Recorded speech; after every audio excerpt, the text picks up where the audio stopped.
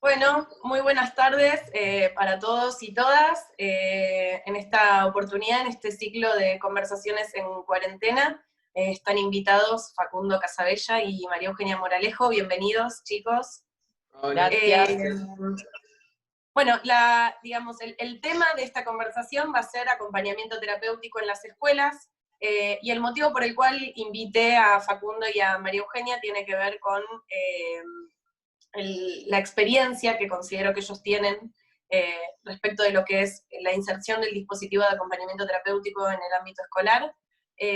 Ambos trabajaron durante mucho tiempo como acompañantes terapéuticos.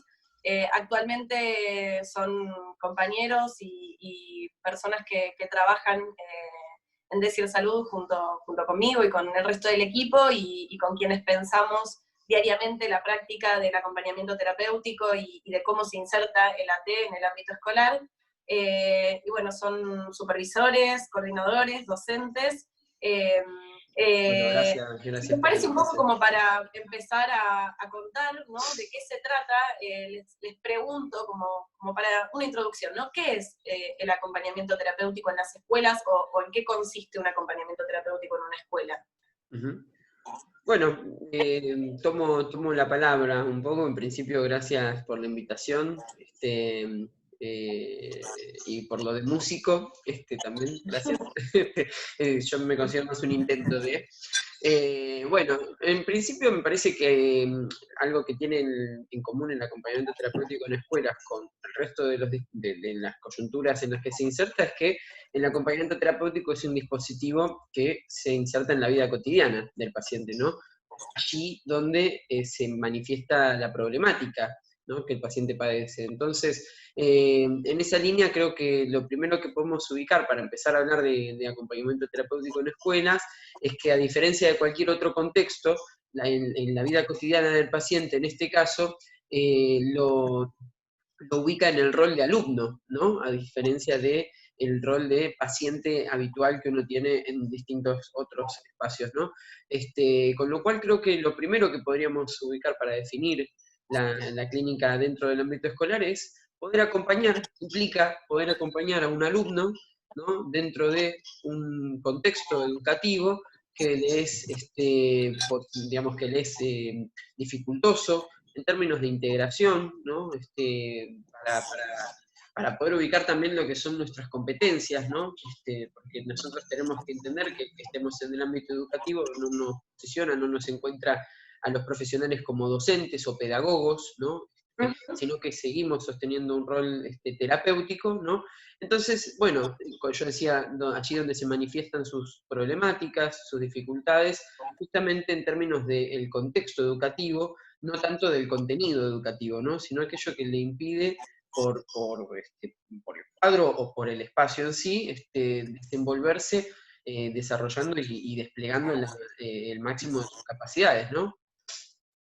Claro, claro. Sí, digamos, me parece que en esa línea, en esto que vos introducís, efectivamente el acompañante terapéutico ingresa en el ámbito escolar, pero no necesariamente con una función relativa a lo educativo o a lo pedagógico, ¿no? Ujú, En este sentido, digo, hay otro dispositivo del cual también se habla mucho, que es el de la integración escolar, ujú. eh, ¿no? Y que se diferencia, me parece, radicalmente de lo que es el acompañamiento terapéutico.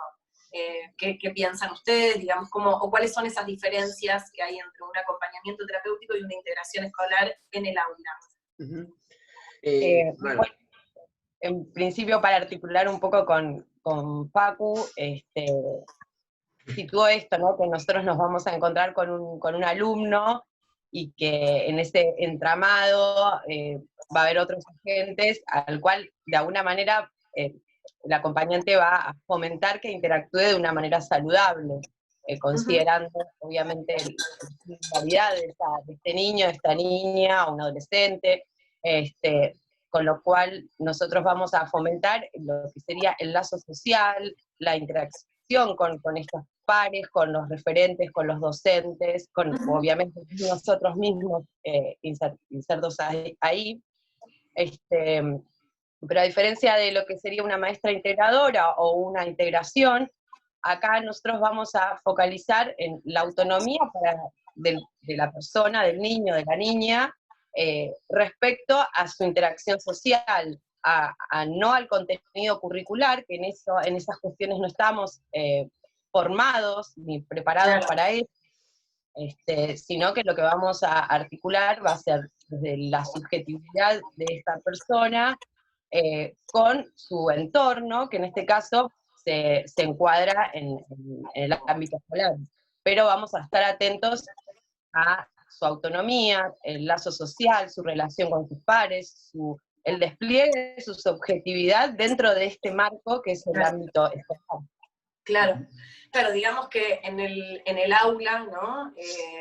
Un niño no despliega solamente un proceso de aprendizaje, sino, como decías vos, Maru, ¿no?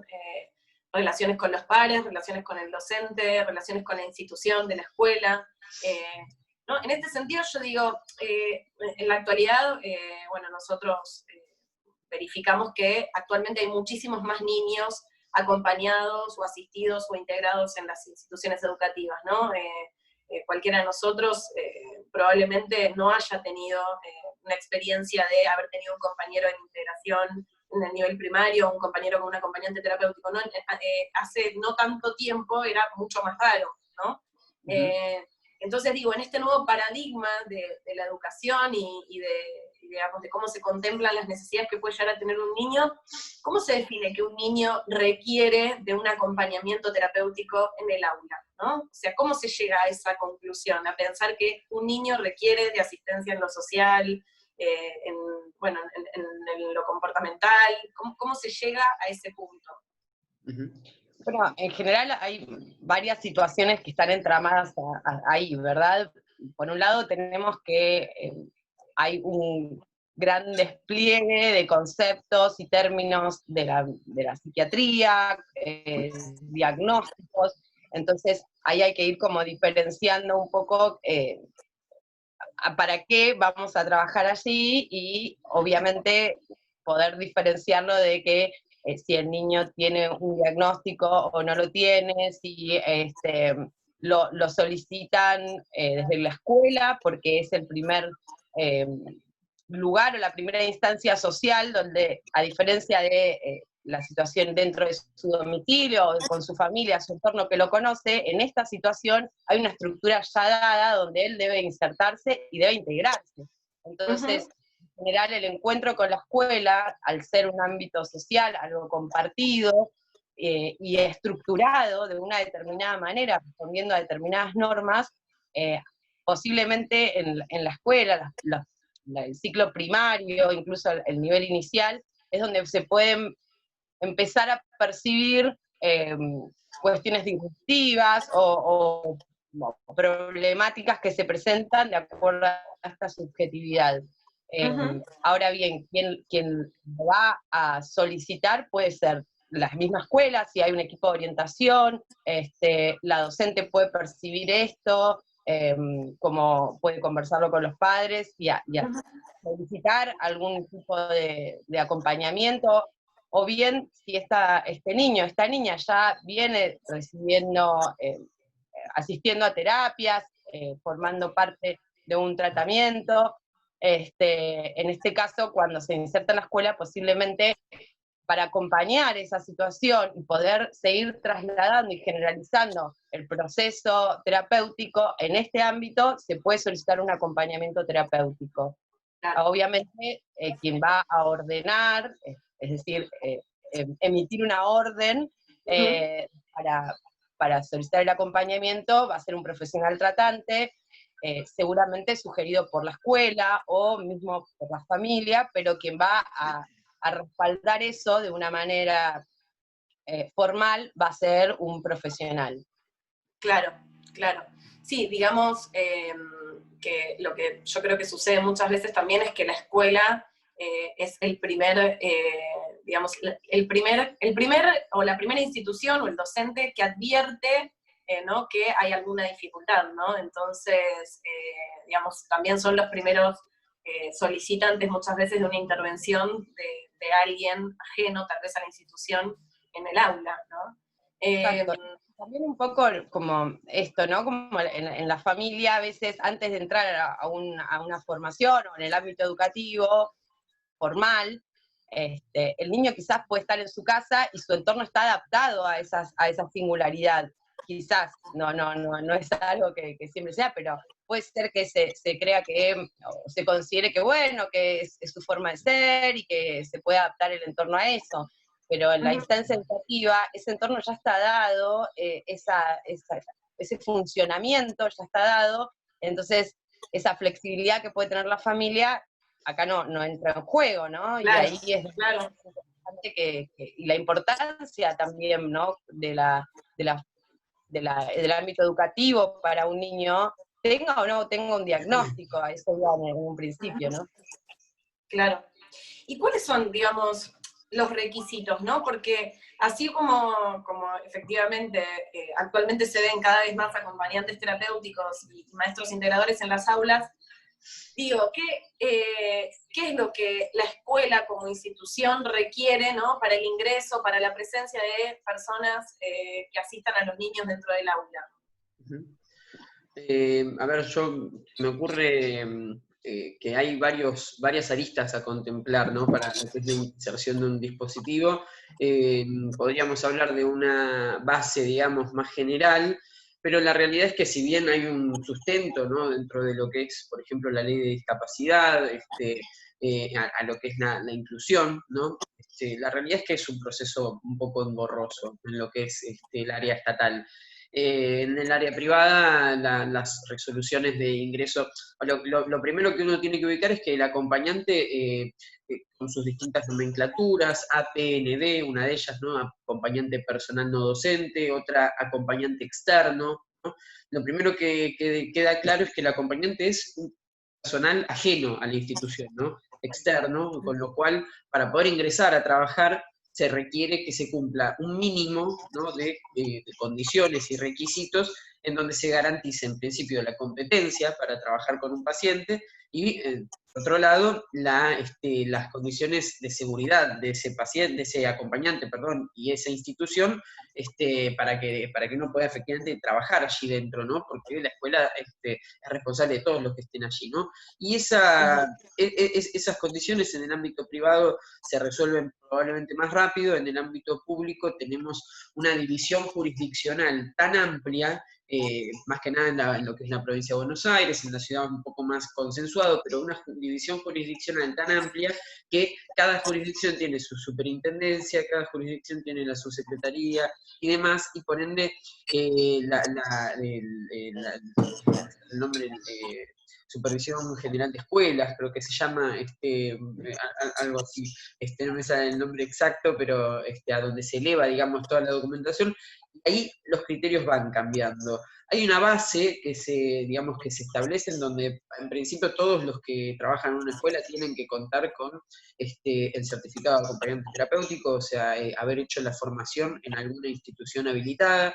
Eso es como un paso necesario, en donde también tienen que estar inscritos en alguna condición formal de trabajo, le hacen monotributistas o le hacen condiciones de dependencia, relación de dependencia, y en donde se tiene que contar con 2 seguros, ¿sí? Que esto lo piden en todas las escuelas, 2 seguros, un primer seguro que se llama de responsabilidad civil, que es un seguro que justamente, cubre o da cobertura a la praxis, ¿no? De alguna manera, del lado del otro lado, digamos, del lado del paciente, es el efecto que puede llegar a tener mi trabajo sobre el paciente, está resguardado, porque la escuela no lo asegura, y por otro lado, lo que me puede suceder a mí, es el seguro de accidentes personales, ¿no?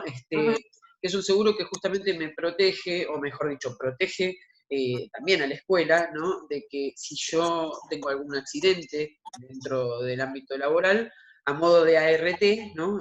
Hay una cobertura para ese accidente que yo pueda llegar a tener y que la escuela no se tiene que hacer cargo. A eso hay que sumarle montones de documentaciones adicionales que pueden surgir y que son realmente el paso más... en la escuela, ¿no? Que puede pedir la escuela.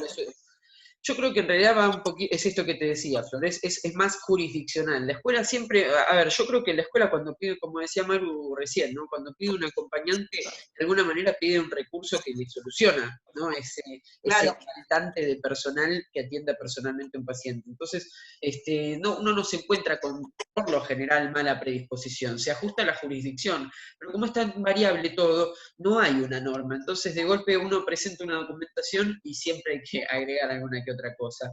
Otras documentaciones habituales pueden ser, por ejemplo, antecedentes penales, ¿no? Un registro de que uno no cuenta con antecedentes penales, el pago del monotributo, muchas veces se piden los tickets del monotributo, si hay una institución, bueno, toda la documentación que avala a esa institución, habilitación Claro. del Ministerio de Salud, registro de prestadores, o sea, ahí entran una serie de documentaciones que Sí, ya no digamos, variables. me parece un poco, escuchando toda esta documentación que vos citás, Facu, que esto nos pone un poco más de lleno en un problema, ¿no? Que es que efectivamente en la actualidad hay muchos niños y muchas niñas que requieren de un acompañamiento terapéutico en el aula o de una integración escolar, y no solo faltan, digamos, personas que tal vez que puedan hacer ese trabajo dentro de un aula, sino que, y principalmente esto es lo que ocurre, hay muchísimos obstáculos para la inserción del acompañante terapéutico, del integrador escolar en el aula, que tienen que ver con procesos más administrativos o requerimientos más, digamos, de documentación, requerimientos institucionales, que terminan de algún modo obstaculizando el acceso del niño a la escuela, ¿no? Que además es un derecho. Entonces digo, en este contexto, el niño es un sujeto atravesado, y para ponernos un poco más de lleno en lo que nos compete directamente a nosotros, que es ese niño, esa persona con la que trabajamos de manera directa, ¿no? Que ese niño o ese sujeto acompañado está atravesado por muchos actores, instituciones, ¿no? Es un niño que está dentro de un aula con una docente la mayor parte de su jornada, con un integrador, un acompañante, en una institución como lo es la escuela, con una familia detrás, un equipo de profesionales. Digo, ¿qué piensan ustedes del lugar del niño, ¿no? El lugar del niño puntualmente en la escuela, ¿no? En la escuela y en el aula. Bueno, a mí la verdad es que me parece que, retomando un poquito, también uniendo lo que decía Facu, hay toda una situación compleja de regularización de qué hace la T, y también se ve reflejado en esta documentación que se solicita, y que hay una cuestión que, como decía Facundo, por ejemplo, el certificado de AT es igual para todos los espacios, o en general en todas las escuelas van a pedir que sí o sí es un certificado de AT, pero hay otra documentación que va a ser aleatoria, y como decía, sea por jurisdicción, sea por una entidad, si la escuela es privada, si es pública, digo, de ahí, en todo ese entramado, va a quedar también el tiempo y las posibilidades del niño para recibir el acompañamiento en la escuela. Sobre todo también teniendo en cuenta que toda esta cuestión administrativa va a llevar un tiempo que es muy valioso para el niño, para el adolescente que está en un ámbito escolar. Entonces, de allí, ¿no?, que uno va a buscar habilitar un espacio donde, dentro de toda esta situación que es coyuntural y que atraviesa también, pero que, digo, uno no va a poder manejar una cuestión administrativa o burocrática, pero sí que dentro de ese espacio, una vez que está habilitado el acompañamiento y demás, uno vaya generando un lugar para ese niño y esa niña, o el adolescente, para que pueda ser visibilizado dentro de todo esto, ¿no? Porque se pide, por ejemplo, que se presenta un certificado de discapacidad para la obra social. Bueno, el niño tiene un diagnóstico y queda ahí, y para la docente o para la escuela puede ser una situación problemática, para los padres necesita que el niño vaya a la escuela, que se quede, que no estar el padre o la madre ahí. Entonces, dentro de todo eso, de las demandas, de los requerimientos, posiblemente se pierda algo muy importante, que es este despliegue de este niño, de esta niña, dentro de la institución, con lo cual... Exacto. ¿Cómo? Exacto, no, sí, totalmente. Claro, Maru, y un poco en relación a esto, ¿no? que vos estás contando ahora, y en relación a algo que traías anteriormente, ¿no? Efectivamente, ese niño, que además queda inmerso bajo las demandas de la escuela, ¿no? Y sobre todo demandas de cierta adaptación a contenidos, ¿no? De adecuación permanente, ¿no? Donde de alguna manera la subjetividad y el despliegue subjetivo de ese niño queda en el marco de el dispositivo de acompañamiento terapéutico, es como que le queda ese espacio, ¿no? Yo pensaba en esta cuestión de que efectivamente el niño viene de la familia, digamos, donde por ahí había un despliegue de su desarrollo subjetivo que hasta que no ingresó en la escuela, digamos, no se toma nota de cierta dificultad o cierto obstáculo, y pienso, esto nos pone como acompañantes terapéuticos, como profesionales de la salud, frente a la situación de hacer un trabajo muy intensivo del niño en relación con su familia, ¿no? ¿Cómo piensan ustedes, y desde su experiencia también, el trabajo del acompañamiento terapéutico con las familias de niños acompañados en escuelas, ¿no? Y con tantos tratamientos y demás. Mira, yo creo que en relación a ver, muchas veces se cree que por trabajar en una escuela uno no tiene que trabajar con los padres, ¿no? Justamente porque como no trabajas en el domicilio y no los ves tanto, se piensa que eso escapa, ¿no? A las competencias del acompañante. Y bueno, por lo menos lo que nosotros desde DECIR muchas veces transmitimos en el curso y en las supervisiones es que eso no iba a decir, no es necesariamente así, pero puedo hasta agregar que casi que nunca es así, ¿no? Porque el niño que está en una institución educativa y cuenta con acompañante, ¿no? Uno tiene que poder ubicar allí que las familias siempre reciben de los profesionales de las distintas áreas una mirada del niño, ¿no? Y el niño con un acompañamiento terapéutico, muchas veces, si no todas, pero muchas, es presentado como un niño problemático, ¿no? Esa es la imagen que devuelve la institución a las familias, ¿no?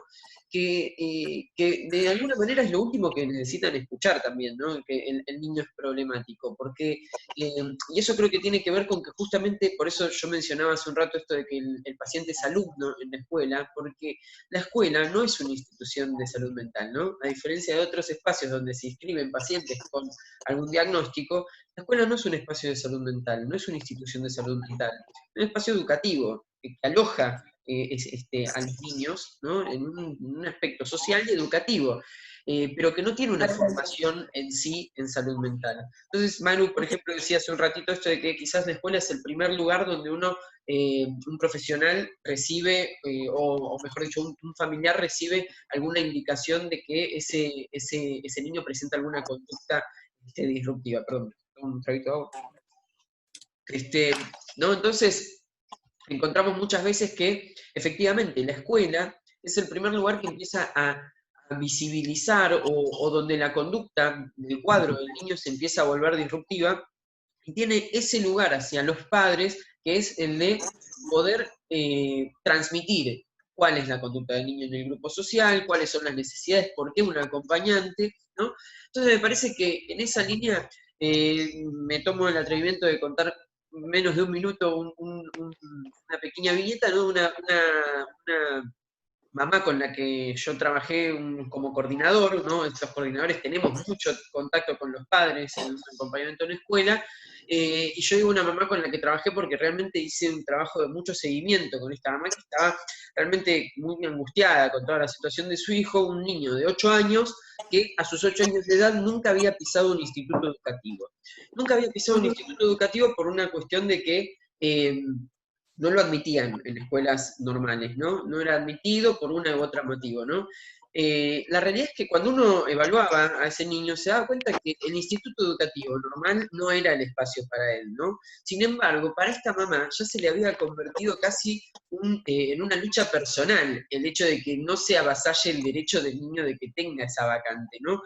Claro. Entonces, se había vuelto una lucha personal tal al punto de que efectivamente una escuela tuvo que, por una orden judicial, darle lugar al niño, ¿no? en esa institución, y fíjate que el niño trabajaba con el acompañante en un aula, aparte, con el maestro integrador, ¿no? Eran los dos adultos y el niño en el aula, ¿no? O sea que no estaba integrado, eso queda claro, ¿no?